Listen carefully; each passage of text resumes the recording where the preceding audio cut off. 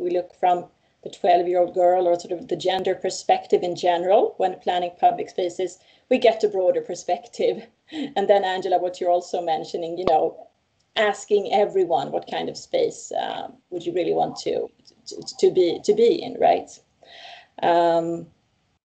And I think, again, talking about security, it's not only a question for us, of course, as architects or planners. It's also for us as, you know, people in the society. You know, it starts with us talking to our husbands, you know, our brothers and our sons also about these issues. How do we behave towards each other?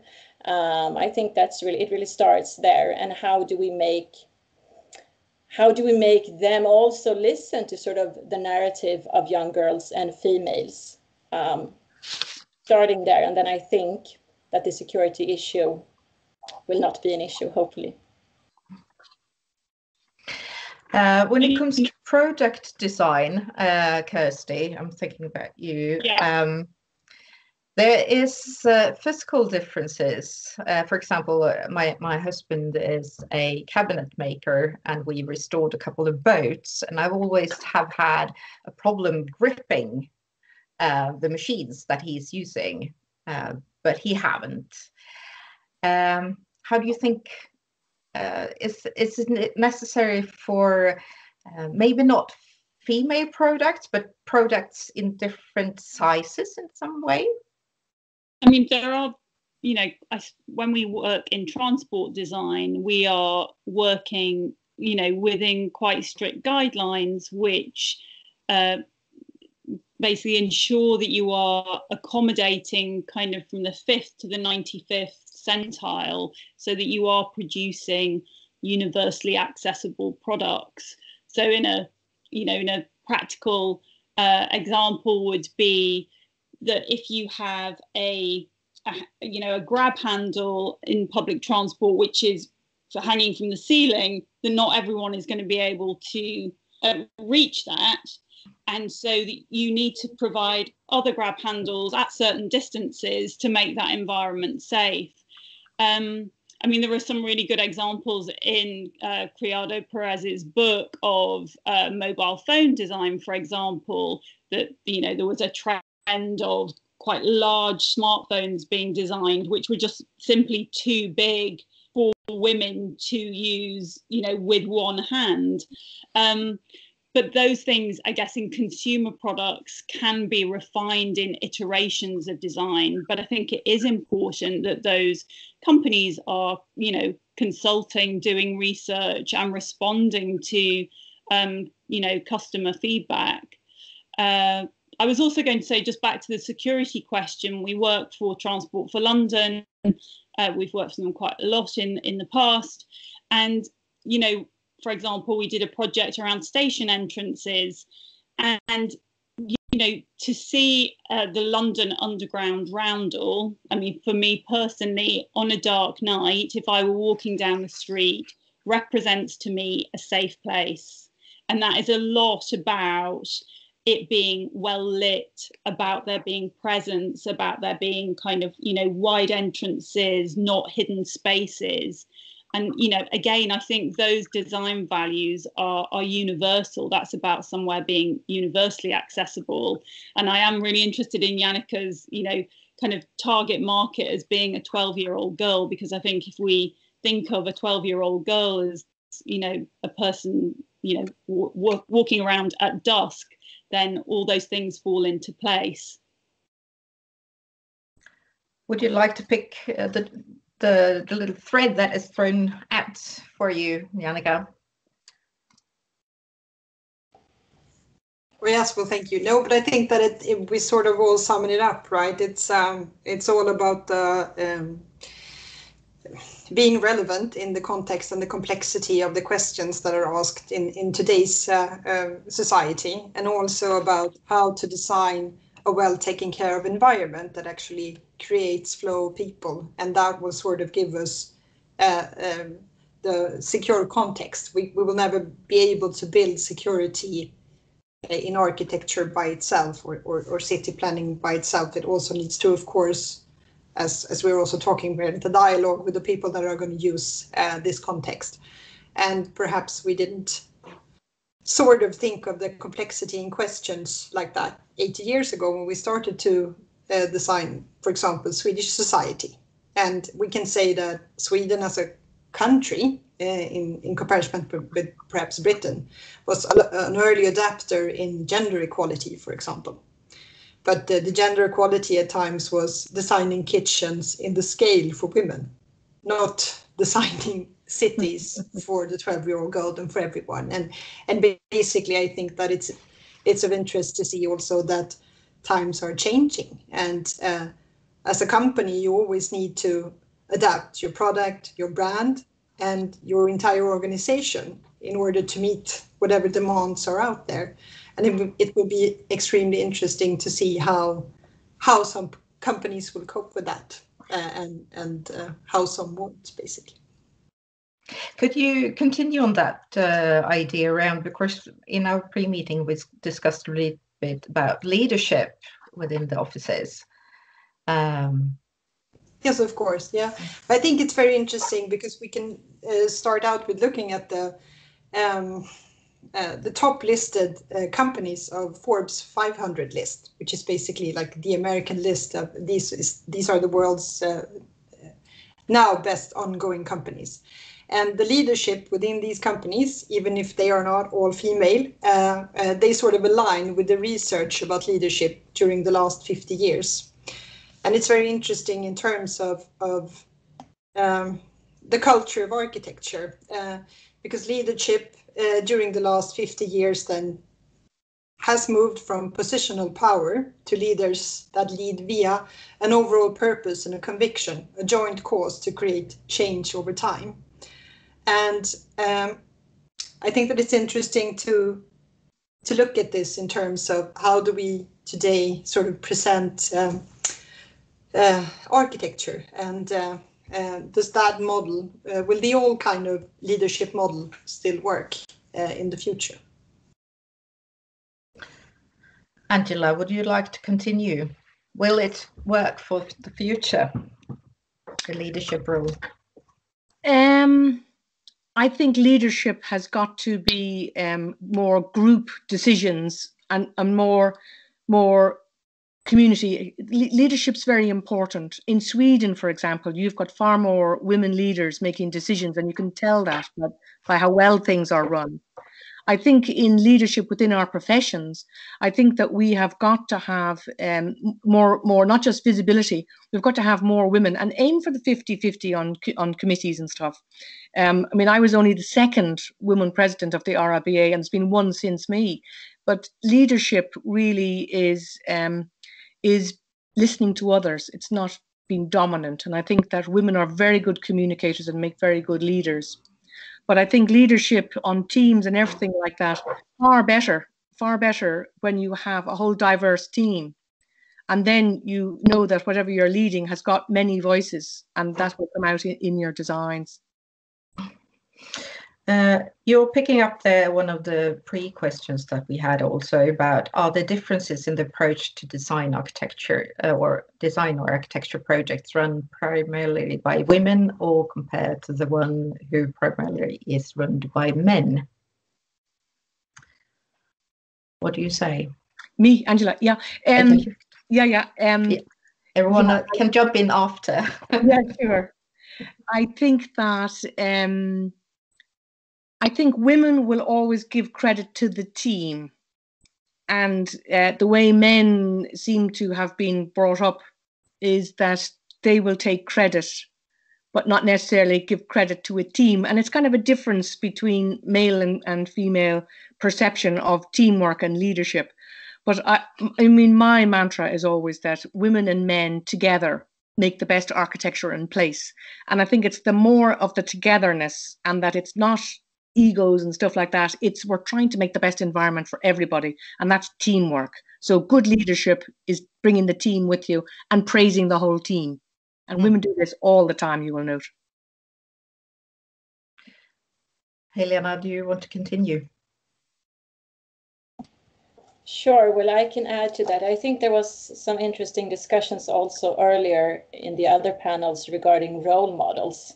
And I think that's also important to point out here when it comes to leaders, that they are also role models, right? And if we want to encourage women in architecture, we need to have leaders that are women as well, and being good role models. Or good role models, being role models in general. I mean, we all make mistakes, right? And that's also a part of being a role model. Just being, you know, frank in who you are. I think that would be the best leader and role model, really. Could I just come back in there? Absolutely. Madeline. The RIBA have got a fantastic role model program. They're ambassadors for architecture, and they've had them for about 6 years, and it changes constantly. And it's where you have a great mix of the diversity of our profession. And these are architects, you know, young and medium and older architects. There are posters up there. You can see that they're a diverse bunch of people. They're all great architects, and they're sending a message for any of the school kids that come in and want to see, oh, well, I have a career in architecture or whatever that is. And it's a really good program. There's also another very good thing that the RBA are doing at the moment, and that's where you sign up to you signed up to a charter which is about diversity and inclusion, and that is about the people that you hire and about the equalities that you give to all of your staff. And that's quite new. That's an amazing progress from the RIBA, from, you know, our professional group, so to speak. But we'll come on to it later about education and how we are all role models and how we can go into schools. But that's kind of another topic that I think we're coming to, Madeleine. Yeah, but we can continue, and of course one of the questions we earlier discussed is also if there is any initiatives in your organization or any other organizations that you think of that is promoting more equality and diversity. So what examples do we have out there that you know of? Well, I can certainly give you the example of way back in 2020 when there was a group of us called Architects for Change. We got together and we formed this group, and it was to change the face of the architect from being the stereotype of male, white and middle class. And I was asked to chair Women in Architecture. So we were going along. It's still going. They are a marvelous group, and they go out. They've got great outreach into schools, universities, and practices, and they're on the website, the RBA website, Architects for Change. But the Diverse City exhibition, which is Diverse City, is the diversity of architects in cities that we started way back in 2003, right up to 2010. And we went all around the world, to 34 cities around the world, just saying, well, actually, we're not moaning about, oh, there's so few Black and ethnic minority artists, there's so few women. We're saying, hey, we're great. Look at what we do. And we had this 50 panels of our group of diverse architects starting from the UK. And then we went to China, we went to the USA, we went to the Middle East, went to Australia, New Zealand, India. We went everywhere because we got the invitation. Would you ever come to us? And we said, we'll come to you on condition you give us your 30 and you add to the global snowball, and we keep going. So that was direct action in a positive way. And I think that direct action is the most positive way to do things. Ask people. If students you feel aren't able to ask the questions, help them ask those questions, help them with campaigns, encourage them to campaign with their placard in the street if they need to reach government for whatever it might be. I don't know if you know the difference, for example, fees over here are $9,000 at least for fee to study architecture. It's not like that in Sweden where you have free education, or it's a couple of grand in Ireland. And to be inclusive, we have got to be able to tackle what is holding people back right now. It's the cost of education is one thing. It's reaching those kids in schools who would be really good architects, landscapers, engineers. And that's where the STEM group that go in. I put out on my Twitter this afternoon the group DEC, and DEC is run by, it's called, it's the classroom. Hold on, let me just get that. I'll have to come back on that reference. I'll just put that out. But sorry about that, Madeline. I was expecting that to be later. But the group, anyway, is all about STEM, science, technology, engineering, and maths in the classroom. And it's something that we as a group of Architects for Change adopt to school. We all go into schools and we say, hey, ever thought about doing architecture? And it's that type of engagement that says, hey, I never thought about doing architecture, but now I will. And then you increase the numbers by stealth and by example and by role models and all of that. But Class of Your Own is the name of the group, the hashtag or @ on Twitter, Class of Your Own. And it's run by a really good group. Alison is the leader there, but she's got a very good group. They go all over the world now, actually, giving examples of how you can bring interesting design and technology into primary and secondary schools and inspire the kids, inspire them through all of their subjects. They're a brilliant group. Kirsty, do you have more inspirational organizations or examples to share? Kind of industry representation of product design, as it were, is slightly more fragmented, but I would say across the different groups, professional bodies, I think there is an acknowledgement that more work needs to be done at a kind of pre-16 level to, you know, just show young people the different career options that there are. I think one of the issues, as Angela was saying, is socioeconomic. We don't see a great deal of diversity in that respect. I think at university in the UK, because of the expensive fees, but it was heartening to hear from one of the speakers from the Bartlett earlier that they, you know, are spending a lot of time trying to create more scholarships to allow more access. And that is, you know, crucial, I think, to allow much more representation in the workforce, so that we are able to employ designers who are much more representative of the breadth of society. And at the moment, I think that is very challenging. So we work with schools, we work with a number of different charitable bodies like the Saturday Club, and through some multi-academy trusts, the Creative Education Trust in the UK, to, you know, directly work with schools. But I think there is a great opportunity to access better work experience for all kids. In the UK, most children get work experience in year 10 when they're about 15. But, you know, to move that away from the kids who get great work experience because their parents know somebody, to something which is much more, much fairer, I think is where we need to go. Thank you. Jannica, do you have any great examples for us? Well, I would also say that in our firm, we decided to also be a role model with the entire firm. And at times, we also feel that our communities, or perhaps the people that commission us, they use sustainability at times as an excuse. So we decided that for our sustainability, we actually call it moral and design process instead. So all sustainability aspects, even the ones that sort of won't create the gain directly for the client, needs to be a moral standpoint. From our point of view, what is possible for us, or what can we drive from our side that feels okay for us in terms of who we want to be and what we want to contribute with in the future, basically. And this is a part of our organization that is like the part of everything that we do. It's part of our business model, it's part of our design process, it's part of how we look at how to sell and what kind of projects we want to take on.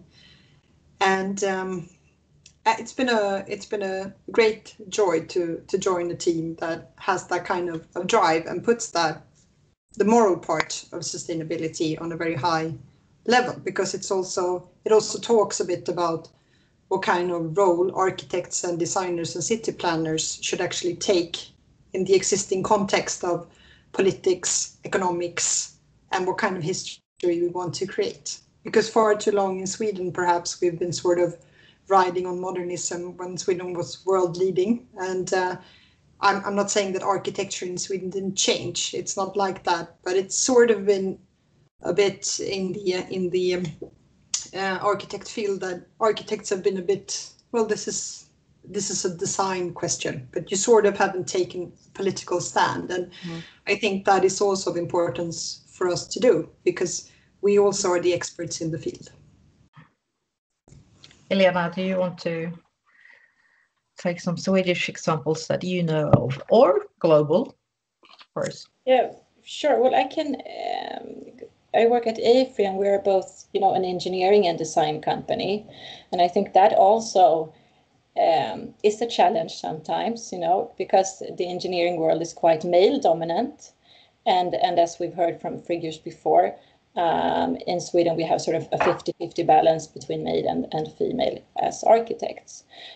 So I think that can again sometimes be a challenge, because when it comes to sort of engineering, there's always a right and wrong. You can get the answer, but when it comes to, it used to be like this, and then when it comes to design and architecture, it is more difficult.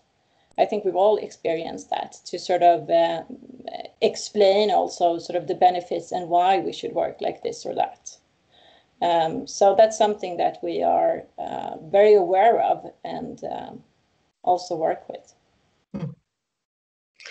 I know that in Sweden right now there is a discussion around whether if you want to reach children on an early age, you need to go into schools, and the pro side with going into schools is that you meet all kinds of children. They come from all different kinds of backgrounds, and then learning about architecture or learning through architecture, there is a discussion on how to find teachers to teach in schools in architecture for younger kids. Is that something any one of you have heard of, about architects in schools or designers in schools? Then, yeah. Angela. Yeah, but the name that I was referring to, which anybody would like to look it up, it's DesignEngineerConstruct.com, so DEC for short, and that's Alison Watson, who goes into schools like our group did. But 20 years ago, during Architecture Week, architects were encouraged to go into schools and give talks. And it was 20 years ago that I made that little video that I showed you a while back, where we went into schools for 6 weeks. So that's one afternoon for 6 weeks. Architect, engineer, structural engineer, landscaper, interior design, with the full team. And the kids then, during design technology, through art, through history, whatever they could slot it into, to give them about a full day and 2 evenings a week. These 16-year-old kids, 120 of them, were in competition in 6 teams to design a house on a real site for Thomas Heatherwick, who has since become quite a famous designer. And he was acting as client, and then with the full team, and they acted role models. They made physical models. They did design presentation. They learned all about these skills. And only a couple of weeks ago, I went back to Tony Ryan, the head of technology, and said, where are they now? Can we see, did we have any influence with that 6-week project? Where are they now? Do they remember it? Did any of them become architects or engineers? And I think it's through that engagement, where it's hands-on and they're really thinking, they're doing design thinking on every level. You can inspire the kids, because some of these girls will become clients of other people in their own rooms there, and all of the professions. And also as community people, they will have a better understanding, because they will have had that insight in their early years that is very influential. So my challenge to everybody, that's the 106 plus people listening in here, adopt a school, go in and teach them about your profession. And it will be the most rewarding thing you've probably ever done if you've never done it before. So that's my advice. It was almost like a closing lecture there, go into the schools.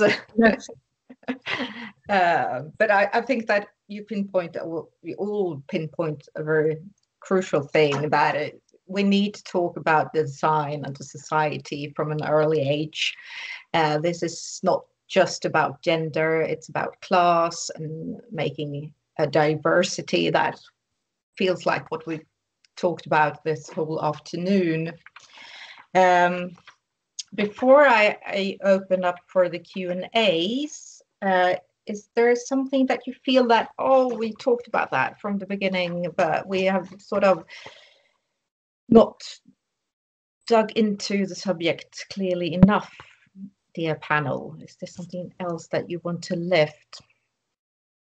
I was just going to say, in terms of being women being unpaid caregivers, that in the I don't know whether this is a globally representative fact, but statistically women in the UK are bearing much more of the burden of homeschooling during lockdown and in the pandemic, and statistically are having to stop work in some cases in order to look after their younger children. So it'd be interesting to see whether there are examples of certainly at Priestman Good we're trying to be flexible with our employees who have young families. We're all conscious of the demands that's requiring, so are flexible with time and to accommodate that, because it seems to be almost ridiculous that people are being forced out, or women are being forced out of the workplace because of the demands of this extraordinary circumstance. I'd be interested to hear what the panel has to say about that. I want to continue. Thank you, Annika. Yeah, I think this is a great interest, because if you sort of if you generally speak about a successful business woman or a man, it is said that they are often seen in a suit that has the style of the era when they were the most successful, right?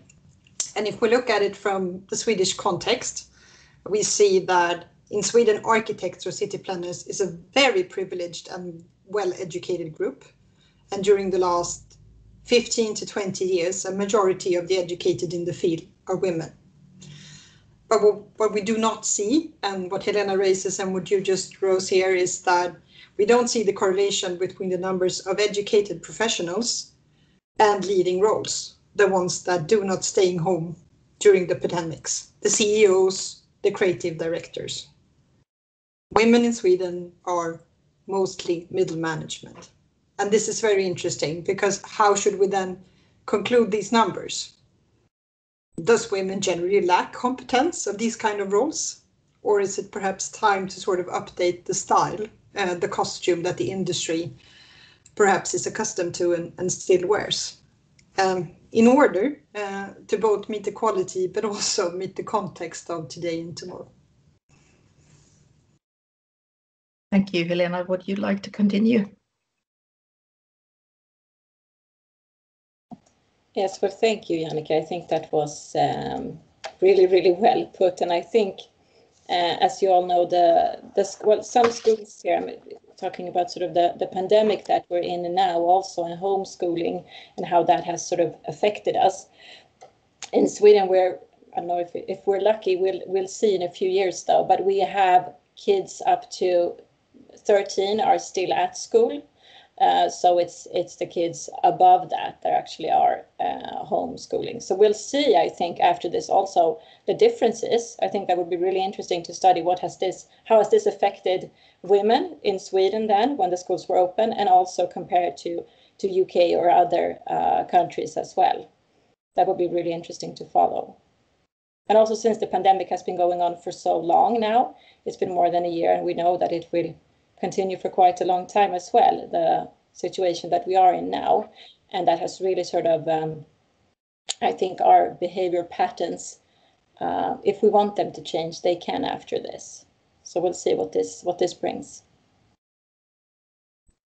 Thank you. I think it is about, you know, supporting parents as well in general. So to ensure, I mean, at Priestman Good, although about a third of our workforce is female, we are a predominantly male organisation, and you know, we deal more with parental requests from fathers rather than mothers. But it's so important to support that, to allow equality, you know, in everyone's home. And I think, you know, as you said, Helena, earlier, you know, it's about, and I think someone in another, in one of the earlier panels said, equality begins at home. We need to seek equality at home. And I think as an employer, to enable that to happen, to create much more balanced workplaces. I would also say that I think Priestman Good is an employee-owned organisation, and I think that has really helped us achieve much more of a balance, and you know, opens up a much wider conversation for our future as an employment structure. And Angela, what do you think? Now you're muted.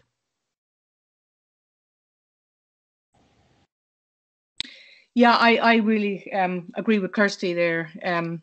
You know, equality does begin at home, and I think that maybe we should try and make some changes ourselves now post COVID. What do we want to change? How can we make change? And let's try and make those changes ourselves. And you know, let's try and change things for the better. I think now is very definitely the time to do this.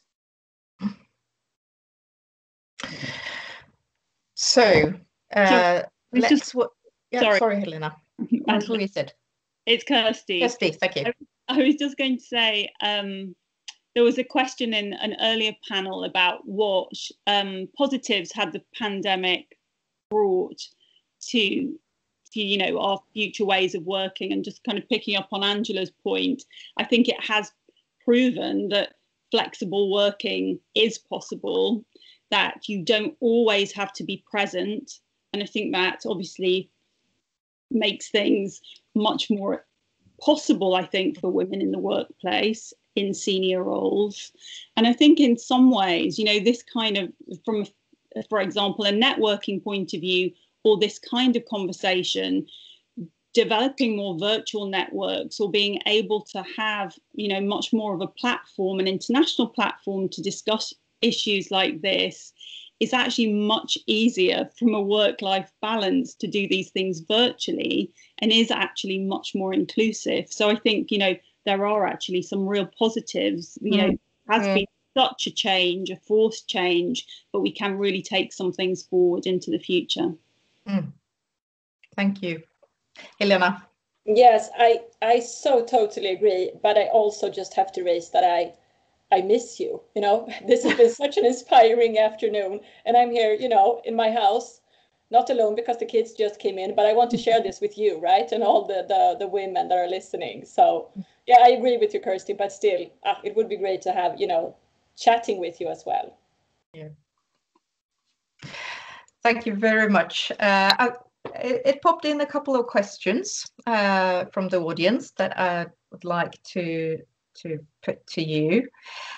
One of them is, in Stockholm, there is currently being a subway station built, which does not have any access to stairs or escalators, only elevators. As an urban woman, this is not completely in line what I am being taught, not being in closed office places with strangers. Do you have any thoughts on this type of architecture and design? Who wants to go first? Jannica. Well, okay, sorry, Angela. No. Yeah, go, Jannica. Jannica. Well, I'm guessing we're talking about Slussen, which is basically an extremely complex place to build in. And having worked with the central station of Stockholm as well, it's at times it can be very hard to fit these things into a design. That's what I will say first. And then the possibility for strollers for children or wheelchairs would of course also have to be met, right?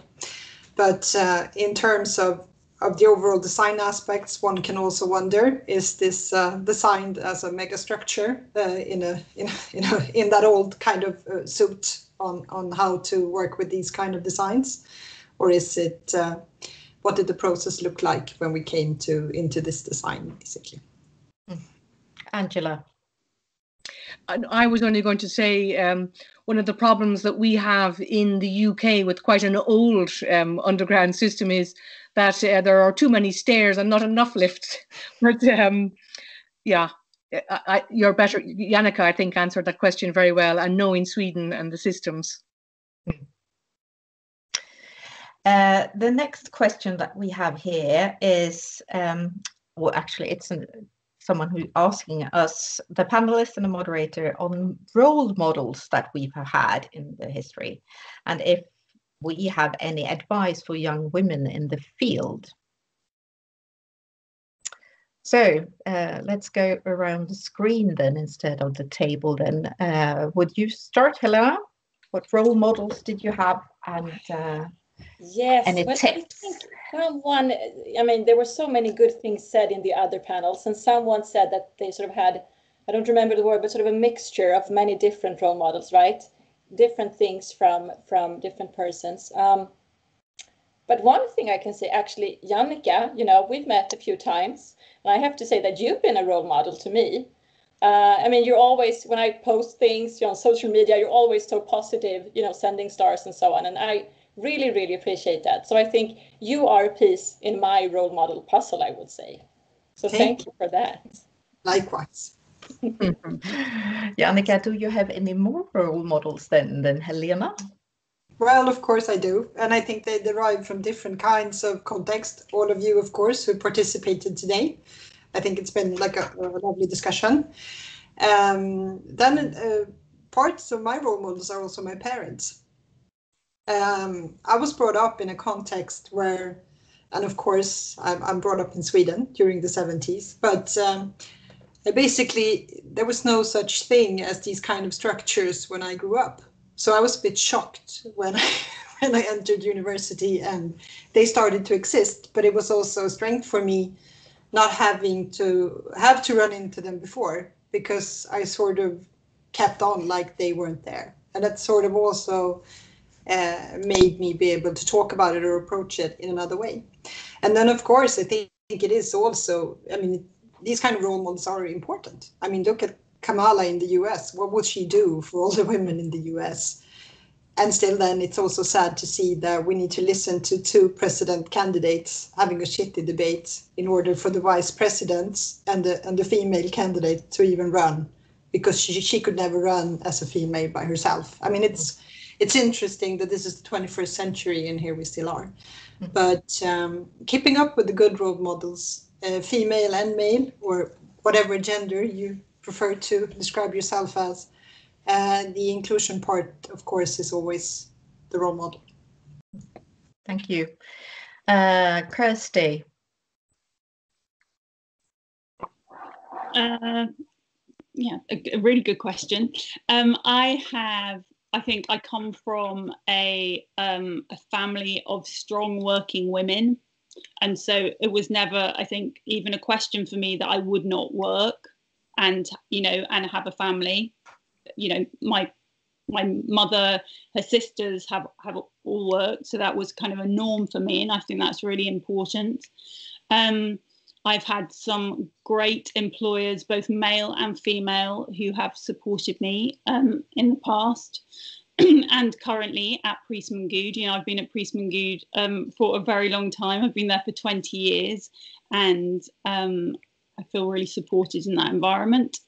And also I would say my kind of friends who are working mothers, I find that I have, you know, I gained great kind of strength, support and advice from them in, you know, from lots of different fields. But I think that really kind of helps, helps guide you in the workplace, helps you listen And I would say, you know, also listening to, you know, the people I work with every day, the people who, you know, support, but also the people who challenge you, because I think they make you much better at what you do. Thank you. Angela. Yeah, I've got different role models for different things, and but my mother always said, you know, as a woman in a profession like architecture, we will have to work harder than the men to get to the same place. So knowing that you have to work harder to have effect, and also, you know, I think I've got this inbuilt never accept no for an answer. So very determined type person. If any obstacles come in my way, they'll know about them. But at college, it was one of my male tutors, Des McMahon, married to a Swedish lady, always encouraging to do better, always encouraging, and a great architect himself. And then today, I would say that the two women architects who are some of the world leaders are Grafton architects, Yvonne and Shelley, and they've won every medal going. They are excellent and they are modest, and that is not something you see in many architects. So they are great influencers for the next generations coming through. So I think anybody that acts as a role model is a champion for architecture and design, and they should be commended for spending that time, which they're not being paid for, to go in and like going into the schools, which I think is a marvelous thing to do. And I congratulate the RIBA for their role models in diversity champions, because they're there for everybody to see and to follow and to take courage and influence and be inspired. And that's what it's all about. Thank you. For me, I would say that I'm also brought up in Sweden during the 70s, where I think we had a very different society than we have today. So my tip for the future is to learn your history, go around the world, not possible for the moment, but on the other hand, you have the digital way to see other persons, meet other human beings, because they will enrich your life and also make you look upon your own life in new ways, so that you can constantly develop. And that is what I feel that this field is giving us, an opportunity to constantly learn and develop. We are people who are curious.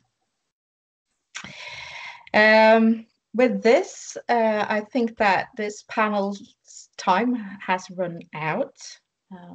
So if I think it's Monica at the embassy team. I will take over in a second, but thank you very much for all of you who've been joining us. And Angela, Kirsty, Helena, and Janica, it's been a pleasure to work together with you. Thank you so much, Madeleine.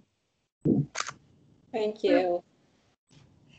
We would like to thank you all for your attention and contribution to this discussion. And even though this event is finished, the work towards achieving gender equality within the professional world is far from coming to an end. The progress that has been made over the past quarter of a century, even though slow and segregated, has shown that change is possible, and that gender equality is not only a fundamental human right, but a necessary foundation for a peaceful, prosperous, and sustainable world. When it comes to the UK's bilateral relationship with Sweden, this one covers an extensive amount of areas, and the commitment to closing the gender gap lays at the top of our country's political agendas. Legal reforms, strengthening gender-responsive social protection, service deliveries, quotas for women's representation, and support for women's movements are all strategies which should be scaled up. And we at DIT, we believe that change starts with each of us and with our actions within our networks, communities, and organizations. And with this event, we've tried to reach across these to enable us to all learn from each other. And to quote Katja Grillner from today's first panel on what we need to do to further the roles of women in these sectors, see your peers, allow yourself to be supported, and support other women. And we hope that this event has been a step towards each of us doing just this. If you have any questions about today's webinars or would like to continue the conversation, do contact us at DIT Sweden. Monica, Jennifer, Alan, and I will be happy to answer any questions. And we'll share the recordings of the webinars in a few days. And with that, we'd like to thank you all for listening. And of course, a big thank you to all of our phenomenal speakers. Have a good evening. Thank you, everyone. Bye. Thank you. Well done, Monica and team. That was fantastic. Thank you very much, Angela, for your support and everything. And I think that you should write back to everybody that was in the conversation today and ask them, what do they think as follow-up? What do they think we can all do now, post-COVID, to change the way that we do things? Definitely, it would be very nice to hear the perspective of our attendees and hearing their thoughts on the panels and the topics. Thank you very much, Angela, for your suggestion. Yes, and also sharing knowledge between Sweden and UK and Ireland, because we've a lot to learn from each other. So let's go forward and keep up this contact. Absolutely. Absolutely. Great. Okay, over and out. you. Thanks so much. Have a good evening. Bye. Bye. Thanks very much, team. This is Kirsty. Thanks very much for inviting me to take part. It was a great afternoon. Bye. We love Thank you having very much, Kirsty.